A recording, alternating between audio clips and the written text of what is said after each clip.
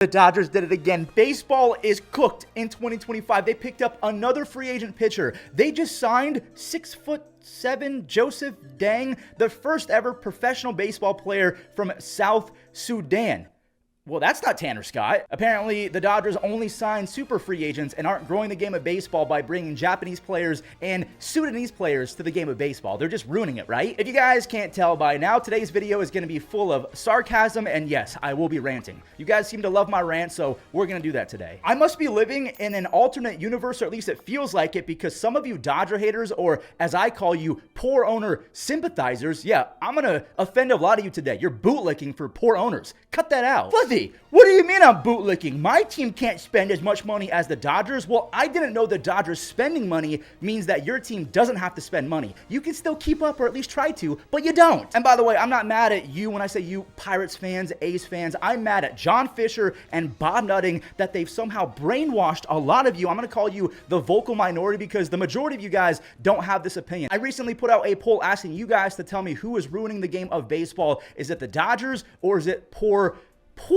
billionaire owners? I can't believe those two words are being used. And the majority of people agree that the bad owners, the cheap owners, are using the Dodgers as a scapegoat and pointing at them saying, see, you should be mad at them, not us. The Mariners, the Braves, other winning teams. Look at this tweet right here. 6 winning teams from last year have combined to sign Donovan Solano and Brian De La Cruz. But yeah, the Dodgers are ruining the game of baseball, right? I want to care about offending some of you, but then again, I don't, because you're so far gone. Like, you're in Squid Games too. You're on the island that cannot be found. You're that gone. But then again, I'm an optimistic little fella. Maybe I can save some of you guys from yourselves. So let's get back to Tanner Scott, the elite closer who just got a 4-year deal worth $72 million from the Dodgers. And yes, there is deferred money. The Los Angeles deferrals are back at it again. 21 of that 72 is being pushed off to the future. Deferred money. But a lot of you just don't understand what deferred money is. They still have to put aside money. It's not just, hey, all of the money goes to the future. You still have to set aside that money, the present day value. That money, by the way, the set aside money that any team who defers money has to put in a bank account. It's in an escrow account that builds interest. So you're setting aside the money. It grows over time. So some of you might be thinking, gee, Fuzzy, that sounds really smart. Can other teams do that? Great question, little Timmy. Let me just read off a few players and you tell me if they're good or not. Rafael Devers, Francisco Lindor, Chris Sale, Nolan Arenado. He used to be really good. Max Scherzer. I mean, he's just old. Those guys that I just mentioned are superstars of the game, faces of their franchises. They all have deferred money in their contracts. This is not a new concept. Any team can do this. But Fuzzy, not every team can do this because Shohei Ohtani is deferring $680 million. Oh, you mean the same contract offer that he offered to the Blue Jays and the Angels and all the other teams who were in on Shohei Ohtani? Well, Fuzzy, that's also not fair because Shohei joined Mookie Betts and Freddie Freeman. How did they get those guys? Marty, I'm scared. Fuzzy, you're doing it again. You're not being fair. You're not seeing it for both sides. The Cubs, they literally offered Tanner Scott more money and they had a contract offer for weeks. Well, what has happened over the last few weeks with the Cubs? They took Kyle Tucker, their newly acquired superstar franchise player. They took him to arbitration. And then days after that, at a fan convention, the Cubs Fan Fest, the owners told his own fan base to temper expectations about signing free agents because his goal as the Cubs owner is to break even. If you ever, as an owner or a GM, say the words, our goal is, and it's not followed by winning a World Series, you should not own a team. Seriously, I'm on Twitter a lot and I'm seeing Cubs fans saying, please don't feel bad for us. If anything, turn that passion into frustration against our owner. Get him out of here. It's not F Tanner Scott because he chose the Dodgers. They might have chose the Dodgers too, considering everything that just happened with Kyle Tucker.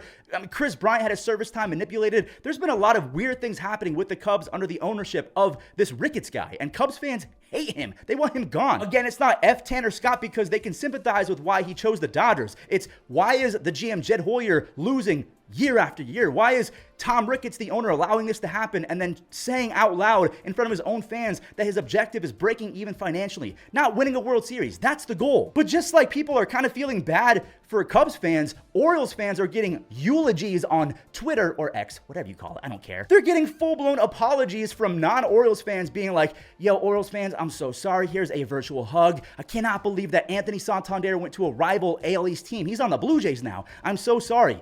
Then Orioles fans, just like Cubs fans, are like, why do you feel bad for us? Our team is cheap. Don't feel bad for us. Get angry for us. We're talking about $18 million a season for Anthony Santander, not $17 trillion and access to the birthrights of his third-born child.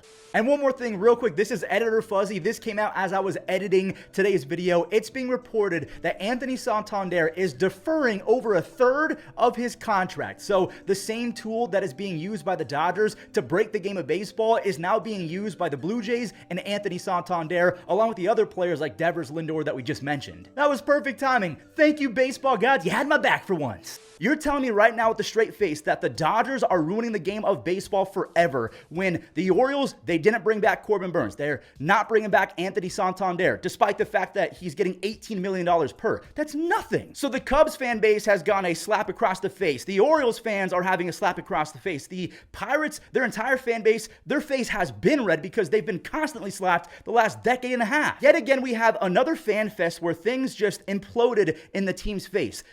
Andrew McCutchen, the MVP of the Pirates, a face of the franchise, a historical Pantheon Pirates player, they couldn't even spell his name right. I don't know if it was that same day or the day prior, but Paul Skenes, he was asked a question by a reporter about if an extension was in the works. Paul Skenes said he hasn't heard anything about it and he doesn't even think about stuff like that. He's Paul Skenes. Jackson Chourio got an extension before he even took an at-bat. Paul Skenes just had one of the best rookie seasons in professional sports history. And I know my next example is going to ruffle a few feathers, but I know the majority of you will understand what I'm trying to say. Some of you have the emotional maturity of a plastic spoon, and you're just going to get offended by this. I've seen some Padres fans on social media saying that baseball's ruined forever because of the Dodgers. Let me just read you the 2023 Padres roster. I'm supposed to feel bad for a team that employed Juan Soto, Fernando Tatis Jr., Manny Machado, Xander Bogaerts, Ha-Sung Kim. You have Blake Snell in the rotation who won the Cy Young, Seth Lugo, Joe Musgrove, Yu Darvish, Michael Walker, Robert Suarez, and Josh Hader. That team, that super team that we all thought was going to go to the World Series, went 82-80 and didn't even make the playoffs. I thought that's why we love the game of baseball. I thought that we loved baseball because it's exactly that. It's unpredictable. Anything can happen. But, I'm a shill and I'm on my knees for the Dodgers because I appreciate them actually investing in their squad and making it a perfect destination for trade pieces, free agent pieces, 6'7", 17-year-olds in South Sudan. The best part about this job is I do get criticism and I do get feedback. Back in the day, man, I was a thin-skinned little fuzzy. I did not take kindly to feedback. Now I can see it. I can realize, hey, that person has constructive feedback or that person needs to be institutionalized. And for those people that I said you have the emotional maturity of a plastic spoon, that's the people I'm talking about, not those who respectfully disagree and really genuinely think that deferred money is what's going to cause the lockout in 2026. You could be right, but I just don't understand this whole talk of bringing in a salary floor. Do you guys understand that there's already a salary floor in place with the A's and John Fisher? The other owners would not approve of a sale to Vegas if John Fisher did not meet a certain salary floor in 2025. That's why he had to overspend for Luis Severino. He is not worth $70 million.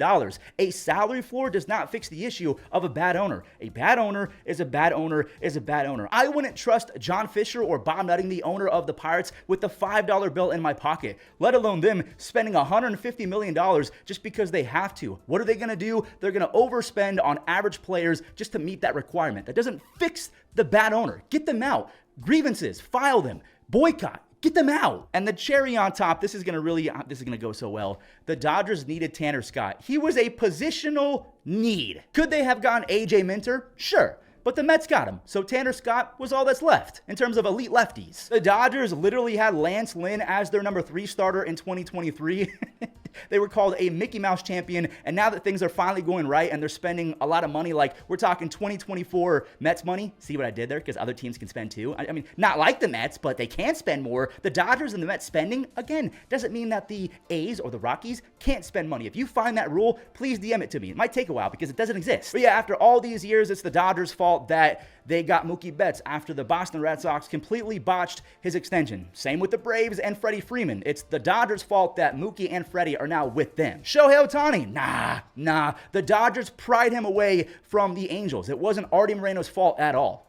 Imagine saying that out loud. Blake Snell, he was on the Padres. Why didn't they extend him? He was with the Giants. Why didn't they extend him? Why didn't the Giants replace Blake Snell with Corbin Burns? What about Tanner Scott? He was a Padre too. 29 other teams could have signed him. Again, I'm going to stop you there, Fuzzy. Tanner Scott was offered more money from the Cubs. Well, maybe Tanner Scott doesn't want to go to the Cubs because of what happened to Kyle Tucker and what the owner recently said, because reportedly the offer was on the table for weeks. He could have taken it, but obviously after seeing that, he's not going to. Oh, Roki Sasaki, he was offered more money by the Blue Jays. Well, maybe the fact that the Blue Jays manipulated Vladimir Guerrero Jr.'s service time, haven't been a World Series contender in a while, and then years after they manipulated Vladdy's service time and he's about to become a free agent, they haven't given him an extension after having one of the better first baseman seasons of the last decade. Instead, they might let him walk to maybe the Boston Red Sox because Vladdy hates the Yankees and he wants to spite them, and that team is in the AL East. Oh yeah, I guess it's all about money and not about culture. No, that's exactly it. The Dodgers have built the best culture in baseball. Do they have more disposable TV money to spend? Absolutely. Do they have to share all of their $120 million